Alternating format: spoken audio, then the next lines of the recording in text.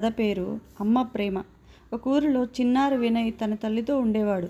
వినయ్ చాలా చంచలమైనవాడు. ఎప్పుడూ బయట ఆడుకోవాలనే తాపత్రయంతో ఉండేవాడు. ఒకరోజు క్రీడలో మునిగిపోయిన వినయ్ అమ్మ తినిపించిన అన్నం తినకుండా బయట పరిగెత్తేవాడు.